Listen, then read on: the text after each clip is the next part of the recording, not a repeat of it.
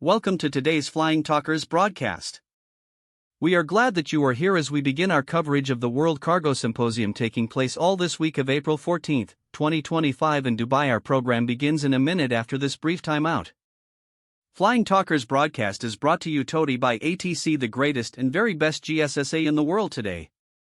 From Frankfurt, Germany to the world equals ATC outshines and outdelivers every other airline general sales and service agent organization in the world today because of its people.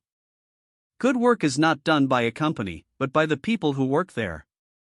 That's why ATC customers are more relaxed than others. Because they know that we are there for them. All around the world, not only are we fluent in all primary languages, we are also familiar with the cultural and application specificities of each country. We know the requirements and regulations and know what is important. Our mission is to be the leading cargo GSSA in the world. Led by the experience and expertise of our carefully selected team of top air cargo management specialists. More and more leading airlines around the world continue to choose ATC Aviation Services as their preferred GSA/GSSA partner. We know that the satisfaction of our partners, our customers, our employees, and our investors is the cornerstone to successful, sustainable, and profitable business growth. ATC One World, One Great GSSA. Now air cargo going where exactly? April 2025 will not go down in history for being peaceful and unexciting. This probably means that delegates traveling to Dubai on April 15 for IATA's WCS will come to the event with a bunch of burning questions. Choosing the timing for an event is a skillful exercise. Agendas will remain in conflict no matter what date is selected. But in the end, all we require is to meet and benefit from air cargo leaders' wisdom and some social entertainment. Some considerable time ago, when IATA decided to convene the air cargo industry to DXB on April 15 this year, it is unlikely they anticipated the almost unexpected turn international trade would take at the beginning of this month. For this reason, the IATA op editorial sounds interesting. Without shining in dazzling colors, compared to the charged scenario international trade is going through at this point in time. This is how IATA ends its op-ed. As IATA, Emirates, Sky Cargo, and NADA welcome industry stakeholders to WCS 2025. The focus will be on driving innovation, enhancing efficiency, and ensuring air cargo remains a pillar of global trade. WCS 2025 is more than just an industry event, it's a call to action.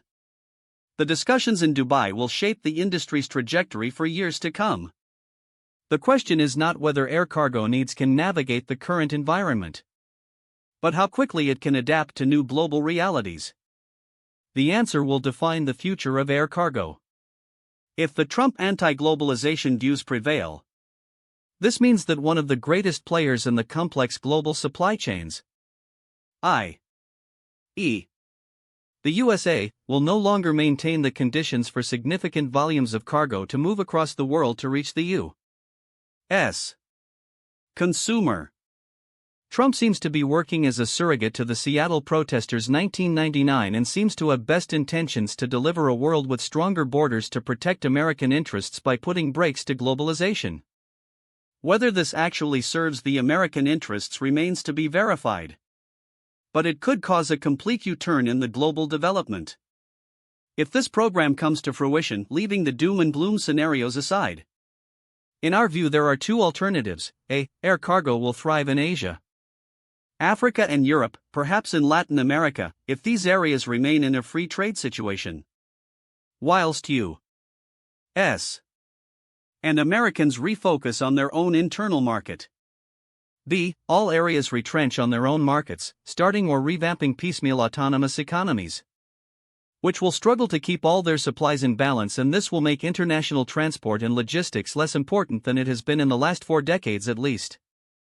From another point of view, the originator of the trade, i.e., the importer, the customer's client, the consumer, which for many years we used to identify with somebody in the USA, will have to be spotted somewhere else. Obviously, this is not a black and white picture, but the weight of the USA in global trade has always been predominant. So losing some of it may lead to declining international trade, in particular in air cargo. IATA is expecting an expanding air cargo market. Air cargo was a standout performer in 2024, growing 11.3%, outpacing passenger demand. E-commerce expansion and disruptions in sea shipping kept demand high, with yields 39% above 2019 levels. Looking ahead, 2025 is set for another 5.8% growth, but challenges loom: geopolitical uncertainty, inflation, and potential U.S. policy shifts, including new tariffs. In our opinion, this expectation may actually come true, because the changes that are triggered by the new policy will take some time to settle down. But the 50% decrease in volumes growth may start immediately and continue up to the point when it could take a reverse trend. If the contraction is huge, the capillarity of logistics services will become impossible and will no longer exist, in particular in weaker areas.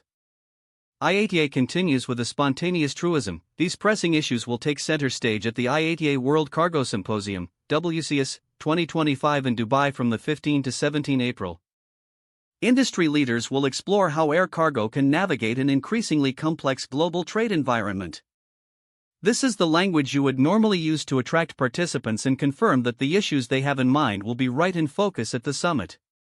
This time, industry leaders will explore how air cargo can navigate an increasingly complex global trade environment. Quite literally. Let us hope for fair winds and following seas. At this point, it is difficult to say anything more meaningful than that. IATA sets the pace with three main conversations. The symposium will feature plenary sessions, specialized tracks, workshops, and executive summits addressing digitalization, the role of AI and automation in the future of air cargo, sustainability, strategies for decarbonization, reducing single-use plastics and ESG reporting, risk and resilience, navigating geopolitical uncertainty, regulatory shifts, and supply chain disruptions. In 2024, these evergreens could actually hit the news. In 2025, this possibility seems remote, but let us do some cherry picking of the statements. The strength of e-commerce will represent a growing portion of air cargo business. Currently, e-commerce averages about 20% of cargo business industry-wide, but it is expected to grow to at least a third of all cargo shipments. Given that, by 2027 e-commerce is expected to be an $8 trillion market segment, the sector stands to reap a significant reward if it can get its product correct. But more likely, the fireside chat on IATA's Digitalization Leadership Charter, which was established to accelerate and sustain the industry's digital transformation with 17 signatories in 2024, may be disturbed by the suspicion that de minimis and tariffs could blur our rosy expectations. Let us just hope that nobody will majestically descend a staircase and spell out, "All right, Mr. DeMille, I'm ready for my close-up." We are not at the Sunset Boulevard of international trade. But the consequences on e-commerce of the decisions taken in April 2025 in Washington may linger for several years, and by 2027 the trends in e-commerce may show a more subdued profile than it was expected. It is doubtful that anybody has seen a penny coming in as yet. Even after de minimis's reform, as announcements are not galloping to fruition at the speed of our gullibility. But we should never underestimate the power of the self-restraining consumer. These individuals, in the privacy of their yet uninhibited minds, may simply decide that they will not want to use their money to buy something they do not really need, in fear of what comes next and they cannot anticipate. In fact, the anti-globalization movement was precisely suggesting to use tariffs to thwart excessive consumption. The tricky point is deciding where the adjective excessive starts to superimpose and prevent our desires. It is a question of balance, and there is no doubt we are far from achieving it. Sustainability, building a greener air cargo industry, is the next topic that IATA discloses. And arguably this is the area where the new U.S. administration could have the most dramatic influence. Considering we heard the motto "drill, baby, drill" clearly spoken. If temperatures get really hot quickly, spaces like Siberia, Canada and Greenland seem to become very appealing. But even if Siberia could host the entire planet's population, Considering its extension, this is not what even our wildest caprices could fancy. More likely, sustainability will win in the end. Figures can be fiddled. But even reading your phone screen can be difficult in a desert at 48 degrees Celsius or more. It will not be so important whether the news is true or fake at that junction. Very unlikely that anyone can put a tariff on the temperature. But this is precisely what we have been trying to do in the various COP meetings. Clearly with negligible success. And then? Glaciers are melting all over the world at a speed that is both unexpected and dangerous. Whilst COP's objective to limit global warming to 1.5 degrees Celsius has simply been overshot even before measures could be taken to accommodate, perhaps we should be worried. But we seem to have other priorities in mind, and sincerely they seem to be the wrong ones. In terms of aviation, sustainability is precisely where the hardest work needs to be done.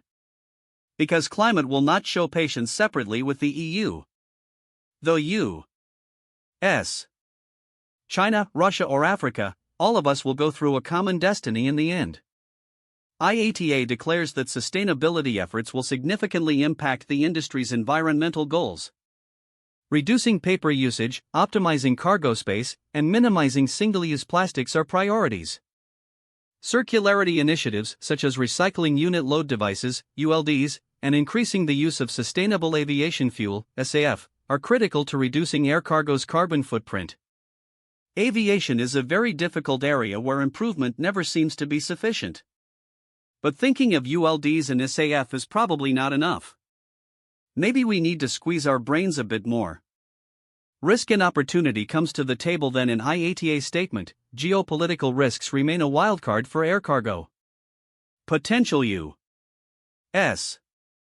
tariffs could create short-term spikes in demand, just as seen during the 2018 to 2019 U.S. China trade war when businesses rushed to move goods before new duties took effect. Recent IATA data suggests a similar pattern, with December air cargo rates from Asia to the U.S. rising 8%. However, the long-term effects could be more disruptive. Higher costs may weaken demand, drive regional sourcing, or push volumes toward ocean freight. Stricter e-commerce regulations, including changes to de minimis exemptions, could further complicate cross-border trade. Diplomatically, you use could or would when you know that something will actually hit you hard, and this is perhaps the way we need to read this statement. Could you blame IATA for speaking so softly? Honestly, I think their language is pretty clear, and anything sharper could be interpreted as a possibly unwanted and perhaps unjustified political statement. At WCS 2025, industry experts will discuss strategies to enhance resilience, from adapting to shifting trade policies and regulatory environments to strengthening supply chain security in an evolving threat landscape. This is by far the best statement we have read. If IATA manages to pull some ideas together that will shed some light for the disoriented trader, we shall all be indebted and grateful. Let us now take the last statement in this brief analysis. The road ahead, collaboration is key. The future of air cargo depends on collaboration across the ecosystem: airlines, logistics providers, technology firms, regulators, and shippers. Dubai, with its world-class logistics infrastructure and strategic position at the crossroads of global trade, offers the ideal setting for these crucial discussions. Well, that's it. Collaboration is the only way we can keep the ball rolling, and collaboration is everywhere in Dubai. If there is a place in the world that could seriously suffer in case international trade suddenly dries out, that is Dubai. I am sure the Emiratis will go a long way to dispel the risk and try to keep all parties reasonably satisfied. From some points of view, I consider this to be the best assurance for the summit's success. Thanks to Marco Sorgetti for laying out this unforgettable look at the events in Dubai this week. And for your time this time. Until next time. Keep flying. Air cargo. And good night, Joe. Wherever you are.